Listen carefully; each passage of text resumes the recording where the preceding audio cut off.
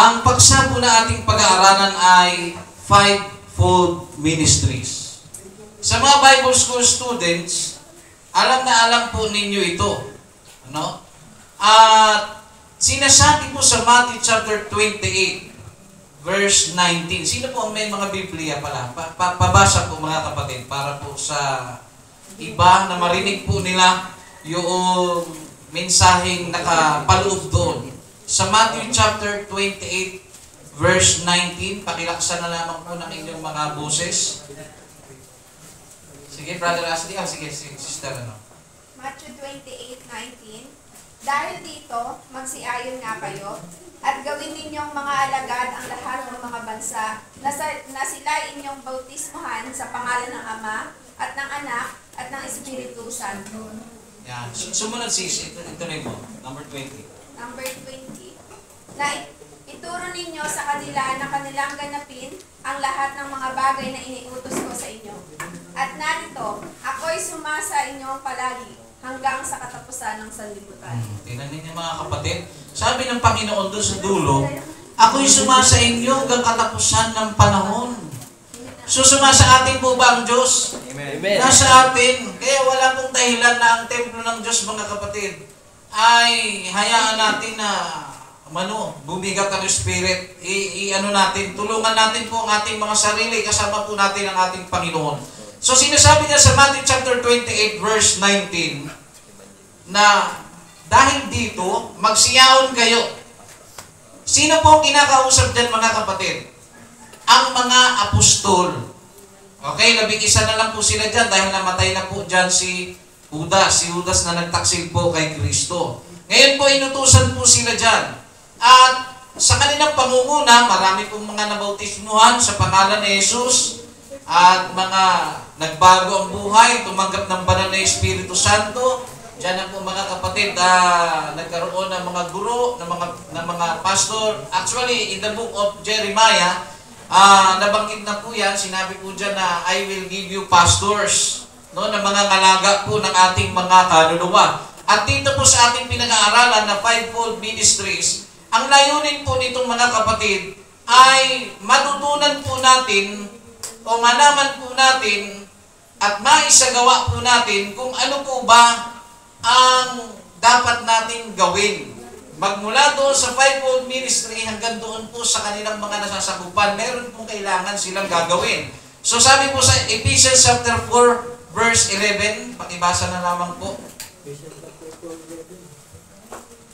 Praise the Lord. Ephesians 4:11. At pinagkalooban niya ang mga iba na maging mga apostol, at ang mga iba'y propeta, at ang mga iba'y evangelista, at ang mga iba'y pastor at mga guro. Okay. So, sinabi dyan, pinagkalooban po ng ang iglesia ng mga apostol, propeta, evangelista, pastor, at guro.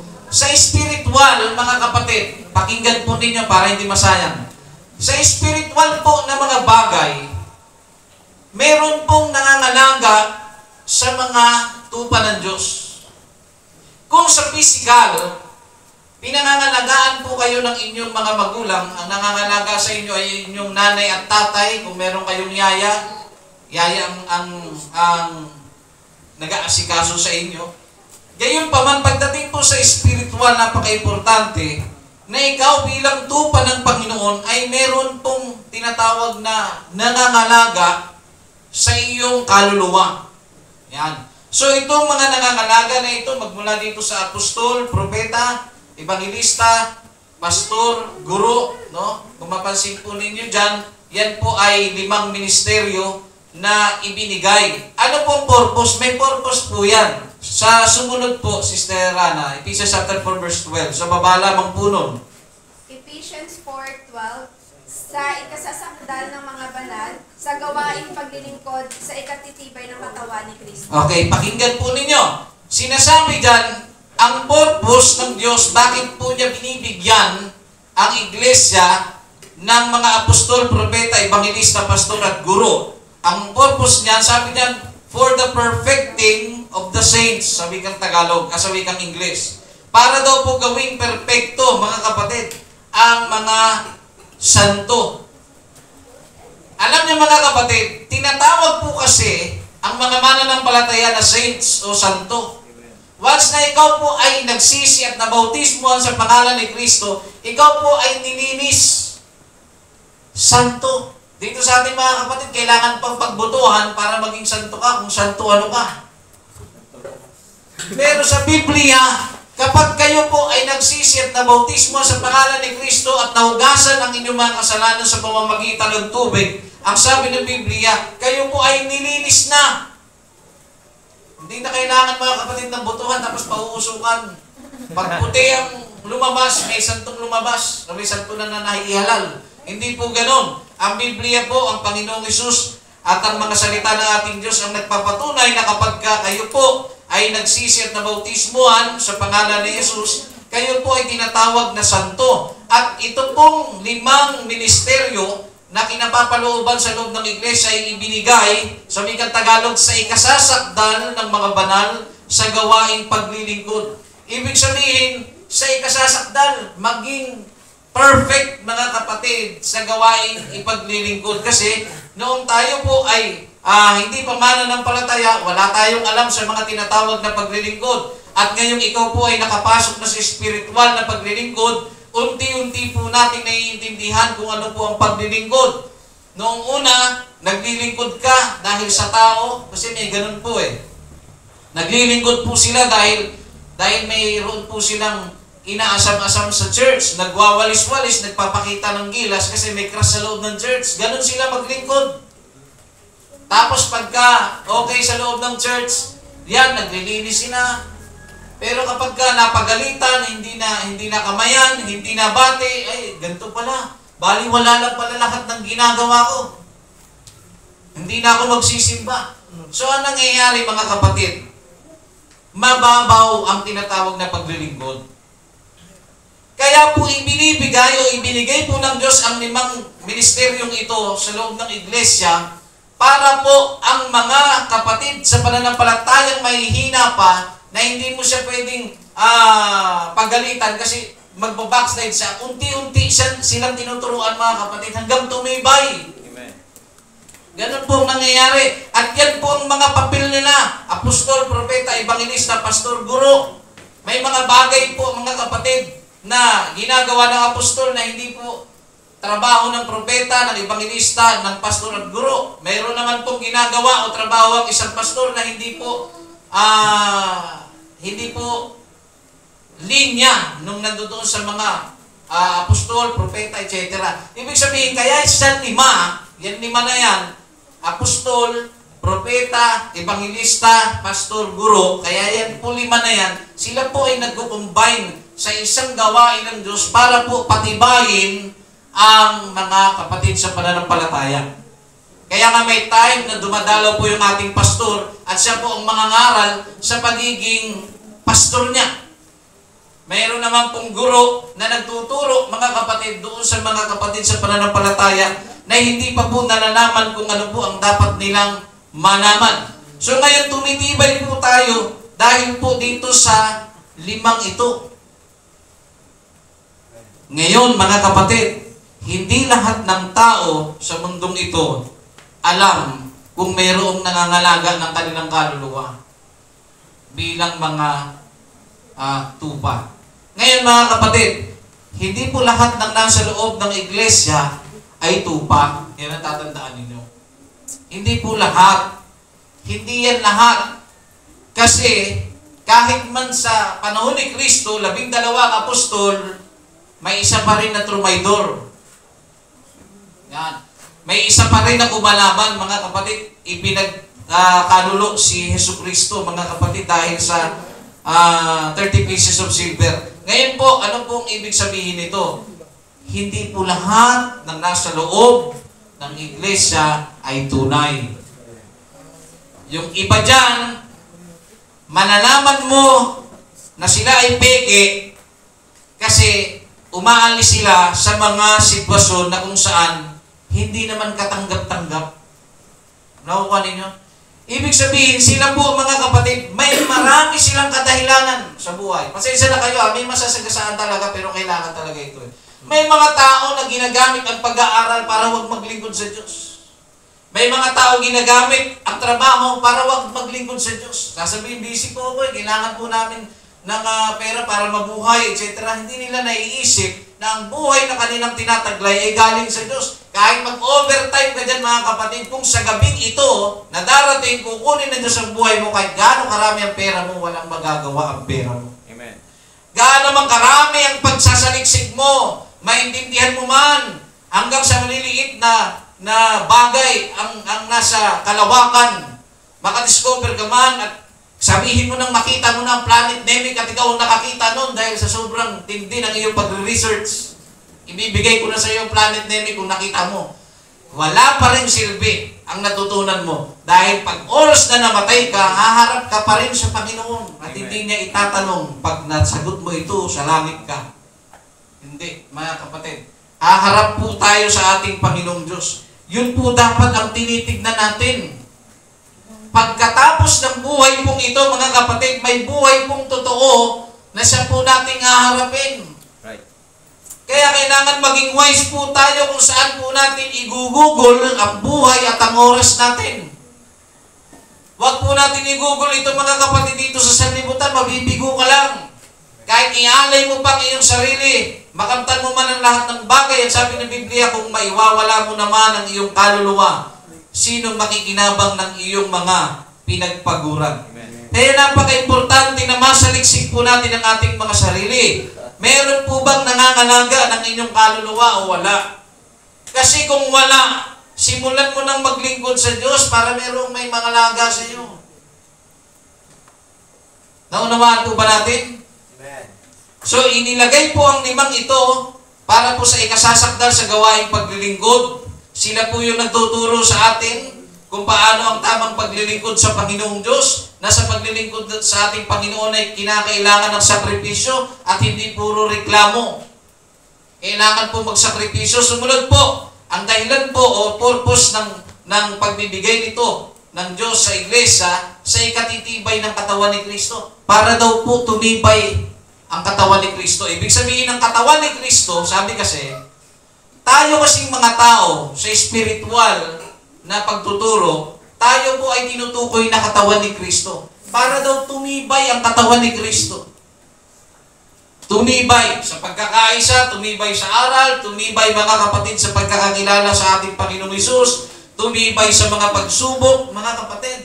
Tumibay tayo sa mga hindi inaasahang pangyayari sa buhay, hindi ka mabilis mag-iba. Yan. So yan po ang dahilan bakit po sila naririto, itong fivefold ministry. Ngayon, bilang balik sa kaloob ng Diyos sa iglesia, ano naman ang aral mga kapatid na itinuturo ng Panginoon sa katawan ni Kristo? Kasi meron pong tinuturo ang Biblia sa atin na may 5 pong office o 5 mga tao na inilagay ng Diyos para po tumibay tayo. Tinuturuan tayo. Ngayon, sa mga tinuturuan, ano naman po ang responsibility natin para po magkaroon po tayo ng tinatawag na harmony na tumibay po ang katawan ni Kristo. Ganito po yan. Ang sabi po sa Hebrews chapter 13 verse 17, pakibasa na lamang po. Hebreo kapitulo 13 versikulo 17. Hebrews 13:17. Magsitalima kayo sa namiminuno sa inyo, at kayo'y pasakop sa kanila, sapagkat pawang nangangapuyat sila sa inyong mga kaluluwa, na parang sila ang mga susulit, upang ito'y gawin nilang may kagalakan, at huwag may hapis, sapagkat sa ganito'y din ninyo mapapakinabangan. Okay. Alam niyo po ba kung bakit itinuturo sa iglesia na kailangan pong tumalima ang mga tupa doon sa nangangalaga sa kanila?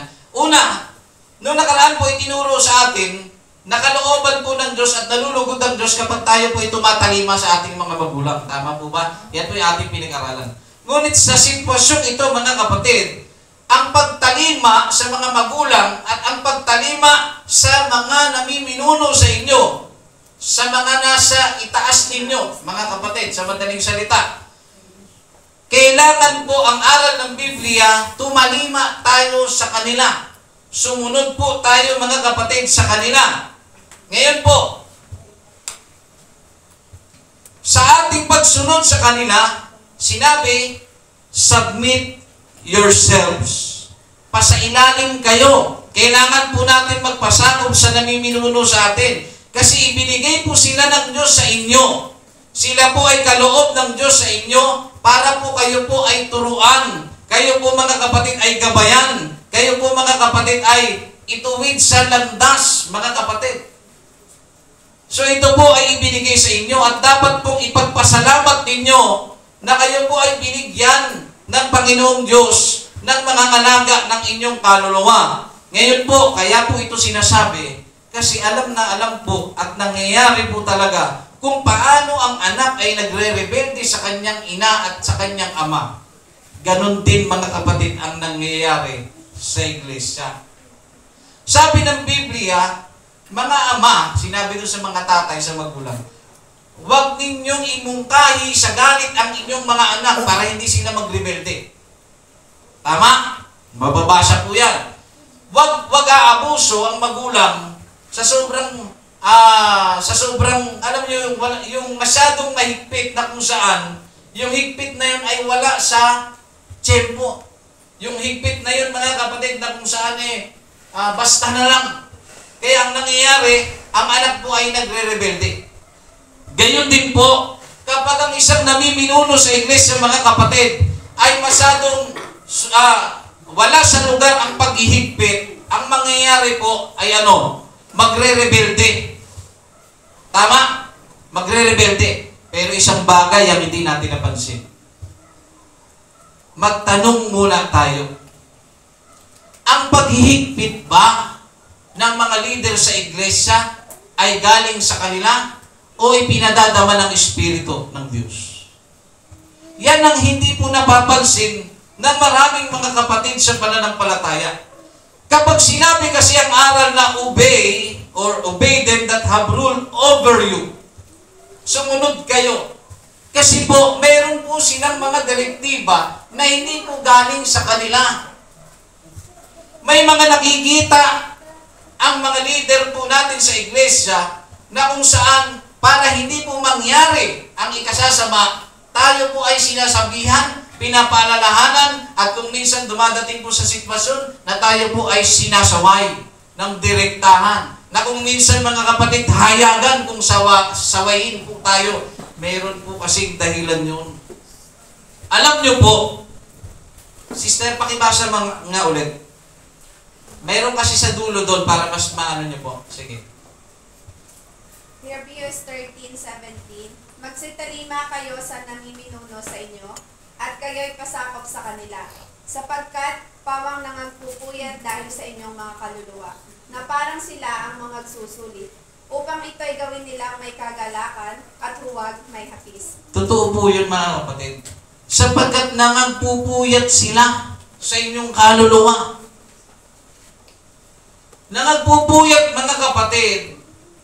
Itong fivefold ministry nangagpupuyat, pinagpe-pray kayo na mapaayos ang inyong buhay, dinadalangin kayo. Ngunit, mga kapatid, sa isang malungkot na pangyayari, hindi po lingid sa marami at sa iba't iba pong kapatid sa iglesia at iba-ibang simbahan, mga kapatid, na ang kanilang mga pastor o yung mga namumuno sa kanila ay kanila pong binabanatan. Ibig sabihin, may mga reklamo sila about sa leadership, may mga reklamo po sila, mga kapatid, about sa tinatawag na pagpapatakbo ng iglesia. May mga reklamo sila, mga kapatid, na hindi fair o hindi patas. Marami po mga kapatid na ganon na aspeto na ipinupukol sa mga namiminuno sa kanila. Mga bagay na pinakikialaman nila na hindi iniutos ng Diyos na pakialaman nila. Yung inutos tuloy ng Panginoon na dapat nag-i-stick ang isang tupa ng Diyos na magpasakop kayo at magpasailalim sa namumuno sa inyo, imbis na doon naka-stick at nakatuon ang isip mo, dahil may iba kang iniisip pa, ano po nangyayari? Sinasalangsang natin kung ano po yung iniutos na para sa atin. Masyadong matayog ang tingin natin. Ito pa matindi mga kapatid. Kung minsan, ang namumuno po sa iglesia ay pinakikialaman ng tupa. Oo, meron po mga ganyang kwento. Dapat po, pastor, ganito gawin natin. Dapat po, pastor, ganito gawin natin. Dapat po, pastor, siguro po, pagdating po sa hapon, tanggalin po kaya natin yung gawain. Tapos mag-swimming tayo maghapon. Mga kapatid, alam nyo, nakakabanghang generation na ito. Kung may naririnig ako ganyan. Alam niyo yung word na sinasabi, na pawang nangagpupuyat sila sa inyong kaluluwa. Hindi ba alam ng Diyos ang kanyang gagawin para makipag-deal sa pastor mo? Kung ano ang dapat niyang gawin? Ito pa masaklap. Hindi ka na nga faithful sa gawain, tinuruan mo pa ang pastor mo. Sa lahat ng aspeto, bagsak sa spiritual, tinuturuan mo ang pastor mo, tapos ang nangyayari, ikaw pang number 1 na nagre-reklamo. Tingnan niyo mga kapatid, matuwid po ba yun? Hindi po. Nangagpupuyat ang mga pastor, nangagpupuyat ang mga lingkod ng Diyos. Hindi niyo yun alam. Kung ilang oras mga kapatid pinag-aaralan ng sermon, kung ilang oras mga kapatid sila nananalangin, mga kapatid, kung paano ipanalangin kayo. Hindi nga lang ang iglesia eh. Pati mga mayor eh. Pati namumuno sa Pilipinas, pinagpe-pray din nila. Diba? Mga backslider, pinagpe-pray nila. Mga nangihina, pinagpe-pray nila. Tapos ikaw na puro kareklamo, kung mag-pray ka para sa sarili mo lang, hindi mo nga naalala yung mga kapatid mo nag-backslide, hindi mo naalala yung mga nangihina, hindi mo rin naalala yung fivefold ministry, na akala mo mga superman sila. May mga pinagdadaanan din po ang mga namumuno sa inyo. Baka akala ninyo, ang daming sleepless night, ang daming mga stress, mga kapatid. At ang pinakamatinding stress na hindi pa nagpapatulog sa mga namumuno sa iglesia, yung mga matitigas na ulo ng mga tupa sa loob. Na kaya pinagsasabihan kasi galing na kami dyan. At kung hindi man kami galing dyan, nakita na namin yun dati sa mga nakasabayan namin. Tapos ang mangyayari mga kapatid, gagawin mo lang ang gusto mo, na nararamdaman mo. Nakuha ninyo mga kapatid. At hindi po lahat ng ipinag-pray mo, at umiyak ka, halimbawa, bigat na bigat ka na, ayaw nyo na sa akin, halimbawa. Panginoon, nananalangin ako sa iyo. Lilipat na po ako ika ng simbahan. Hindi ko na maramdaman ang presensya mo dito. Sino ba may problema, mga kapatid? Pag oras na hindi mo na maramdaman ang presensya ng Diyos, may problema ikaw. Kasi kahit sa CR, mararamdaman mo ang presensya ng Diyos eh. Amen. Kahit nagdadrive ka, mararamdaman mo ang presensya ng Diyos eh. Ang problema, may mali sa puso. Tapos ang gagawin mo, Panginoon, nag-fasting ka pa. Panginoon, sa linggo, magpapaalam na ako, aalis na ako. Ano mangyayari mga kapatid? Anong idadahilan? Pastor, salamat po sa kabutihan nyo. Salamat sa lahat ng pero hanggang dito na lamang po ako. Lilipat na po ako ng simbahan. Actually po, naipag-pray ko na po to. Umiyak na rin po ako sa Panginoon. Nag-fasting na rin po ako. Aalis na po ako. Mga kapatid, hindi basihan na nag-fasting ka, umiyak ka sa Panginoon, no? At nag-commit ka kung ano man ang ginawang commitment, tapos aalis ka.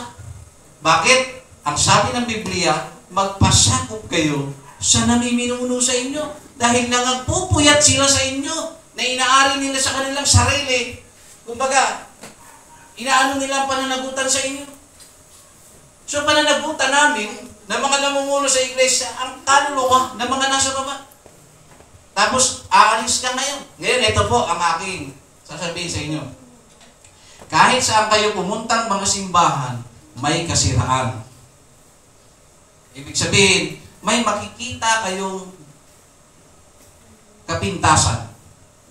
Hindi po lahat ng simbahan, o hindi po mga kapatid, pag sinabi ng simbahan, ay mas maganda dun sa simbahan namin. Mga kapatid, hindi basihan ang magandang katangian ng structure ng building para masabi mong sinasamahan sila ng Diyos.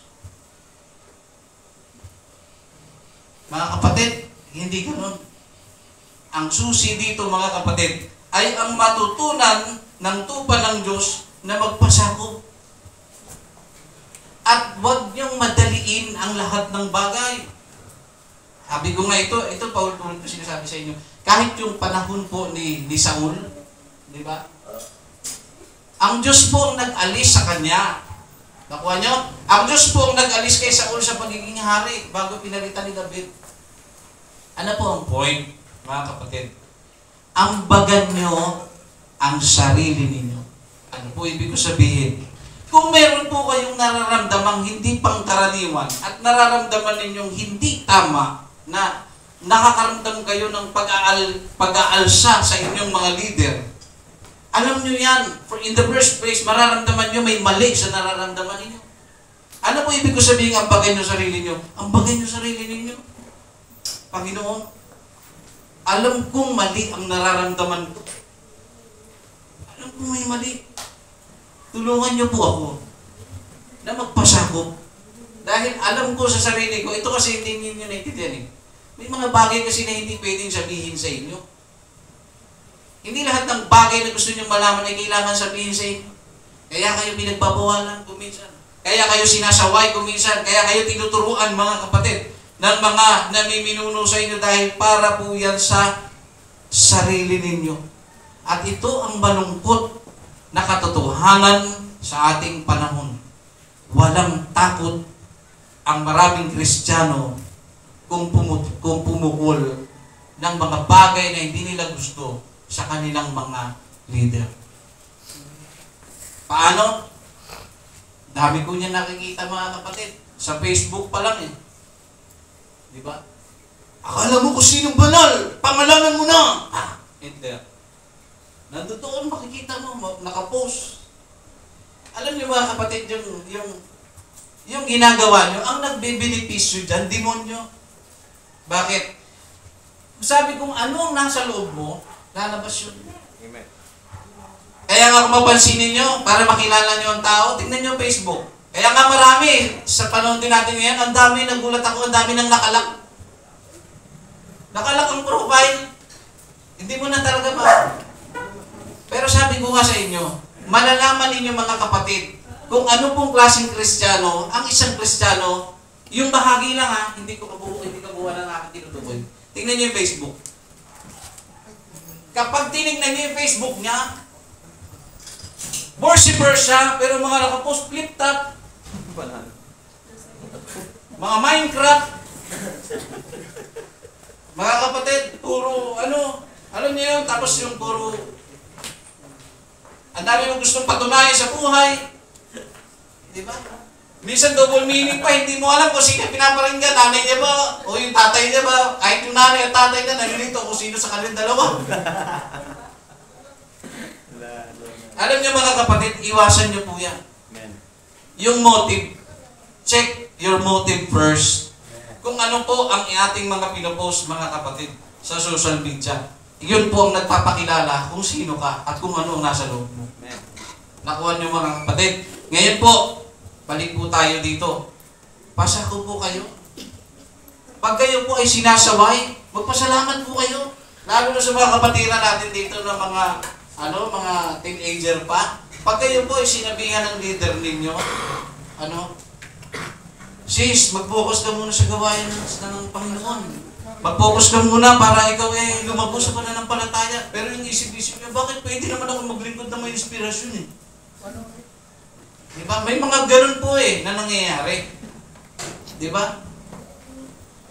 Alam niyo mga kapatid, huwag niyong tatangkain at huwag po kayong, alam niyo yun, palaban yung espiritu ninyo.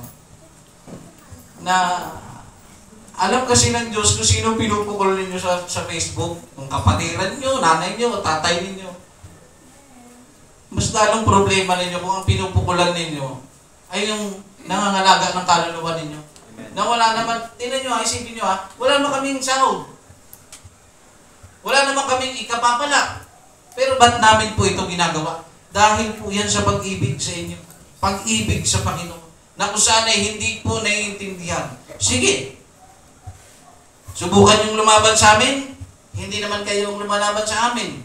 Nilalabanan yung salita ng Diyos. At darating ang panahon, ano man ang iyong itinanim. Alam nyo, ito lang ha. May hindi ako maintindihan dati sa pastor ko eh. Dati. Inaano niya yung young people. Ganito ganyan. Dinidisiplina niya. Ganito ganyan. Alam niyo yun, kung iisipin mo, parang masyado nang nangingialam. Nakuha ninyo? Pero isang bagay akin natutunan, hanggat nasa loob ka ng iglesia, kargo ka ng pastor mo. Libang tumalikod ka, hindi ka nun pakikialaman. Magre-20 ka, hindi ka nun papakialaman. Pero hanggat nagpapasakop ka, sumasamba ka sa Panginoon, kargo nila ang buhay mo. Pangingimasukan nila ang buhay mo, lalo na mga kapatid, kung yan po ay usapang spiritual na buhay. Pinapayuhan kayo kasi hanggang payo lang kami. Kayo pa rin ang gagawa niya sa buhay ninyo. Pero huwag niyo po kaming sisisihin at tatanungin ng Diyos bakit nagkaganto ang buhay namin.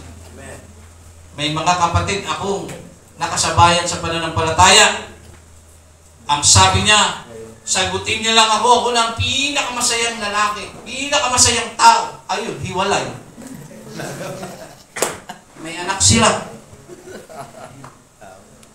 Yung isa naman sinasaway. Ilang beses sinasaway. Minsan, gaano si pastor sa amin, siyempre, 17 anyos, 18 years old ako, 17 to 18. Nag-aano si pastor na nag-open siya patungkol doon sa kapatid na yun. Pag hindi ka na ganito, naku, baka may mangyari maganda. Ayun, nabuntis.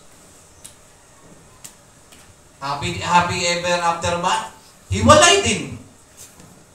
Kaya mga kapatid, yung mga pastor ninyo sa buhay ninyo, yung mga namumuno, mga kapatid sa inyo, ito para sa benepisyo rin na manonood. Kasi may mga iba rin na nanonood, mga kapatid. Sumalangsang kayo sa tao ng Diyos, para kayo nagpatiwakal. Sabi nga ng tatay ni hayaan mo lang sila, nasa alapaan pa sila eh. Ano yan mga kapatid? Nasa alapaan pa sila eh. Totoo yan mga kapatid, makakala nyo, ang pera nauubos, ang kilig nauubos. Mga kapatid, yung gana mo sa panliligaw, nauubos. Yung kumpleto ko na, pag nakita mo siya, nauubos siyang eksena na yan. Pag naubos yan mga kapatid, at ginawa mo pa rin mga kapatid alam niyo yun, tinuturuan kayo, minimentor kayo, pinagbabawalan kayo, sinasaway kayo, pinaliwala ninyo, pagdating ng panahon mga kapatid, hindi mo na mababawi ang lumipas na. Amen. Huwag niyo po mga kapatid susubukan. Masisira ang buhay ninyo mga kapatid. Alam niyo mga kapatid, kung kami lang walang hayaan na lang namin kayo. Total, hayaan mo. As long as nagbibigay, kaya ng offering. Hayaan niyo yan. Hayaan niyo na. Giver yan, bigay mo. Gusto mo, dalaway mo pa yung babae mo, brad. Basta huwag mo ibigay, huwag mo kalimutan ng Panginoon. Pwede ba yan mga kapatid? Hindi kami ganun. Diba? Huwag niyo po, mga kapatid, subukan. Dapat niyo po ipagpasalamat. Na sinasaway po kayo, tinuturuan po kayo, at dapat iluhod niyo sa Diyos. Panginoon, marami po salamat kasi hindi ko man maintindihan kung bakit ganito, pero naniniwala po ako na ikaw ay naglagay ng isang namumuno sa akin para ako po ay kalingain. So magsambit po tayo. At ang sabi dito sa 1 Thessalonians chapter 5, verse 12 hanggang 13. Pakibasa po mga kapatid.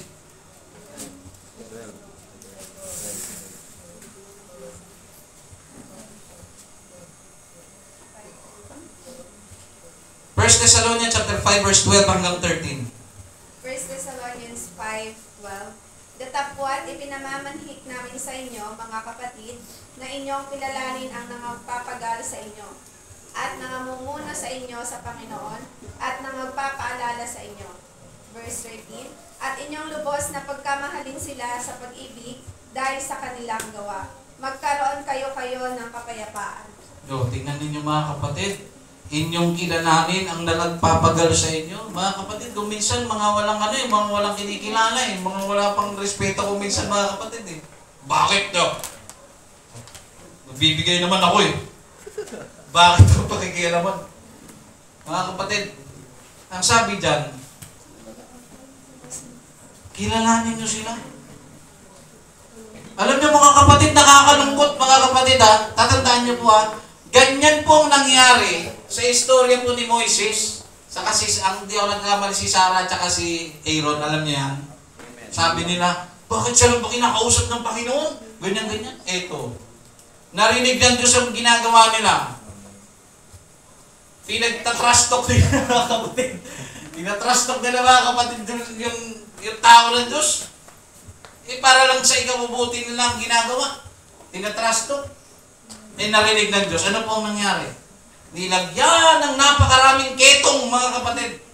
Si Sarah. Di ba nag-mistaken si Sarah? Tama? Si Miriam. Sorry. Si Miriam. Daming ketong. Gusto nyo ketong? Mga kapatid? Ayaw natin ang ketong. Amen. Alam niyo mga kapatid, hindi man ketong mabutin nyo, kaya kituhin ang buhay mo. Ano ibig ko sabihin mga kapatid? Alam ng Diyos ang ginagawa niya. Magtiwala kayo sa Kanya kasi. Amen. Nagtitiwala kayo sa sarili ninyo eh. Pag ayaw na ng Diyos sa isang leader, aalisin yan. May history naman eh. Nakuha ninyo, tinanggal sa pagkahari si Saul. Hindi na kailangan ng people power. Inalis yan. So ano po ibig ko sabihin mga kapatid? Tiwala kayo sa Diyos. Sa Diyos yung ibigay. Amen. Pag may hindi kayo nagugustuhan, panalangin po ninyo mga kapatid. At idalangin nyo rin po ang inyong mga sarili. Kasi mahirap yan mga kapatid. Parusahan kayo ng Diyos. Lalo na wala namang ginagawa sa inyo ang inyong mga namiminuno sa inyo. Especially sa ating mga nanonood. Yung mga pastor po ninyo mga kapatid na walang ginagawa sa inyo, kundi kayo ay iayos ang buhay ninyo. Diba? Pag-uusap-usapan pa ninyo. Hindi man nila kayo marinig, pero naririnig po kayo na ating Panginoon. So hanggang dito na lamang po mga kapatid, siguro sa susunod po na linggo kung lulubin ng Panginoon, itutuloy po natin itong fivefold ministries. At nawa mga kapatid, ay kahit paano meron po tayong nakuhang impormasyon na sa fivefold ministry, ito po ay ibinigay ng Panginoon para po sa ikasasakdal ng mga banal sa gawaing paglilingkod at ibinigay sila para po sa ikatitibay ng katawan ni Kristo. At bilang katawan po ni Kristo, may responsibility po tayo na tayo po ay sumunod sa kanila at magsitalima sa kanila mga kapatid. At kilalanin po natin ang mga namiminuno sa atin. At ang sabi, pakamahalin sila ng pag-ibig dahil sa kanilang mga gawa. Pakamahalin po natin sila. Huwag po natin sila trust talk, huwag po natin sila daanin sa Facebook mga kapatid. No? Huwag po natin pagkwento-kwentuhan na kung saan hindi po makakabuti. Kaya sa oras ito mga kapatid, tayo po ay tumayo.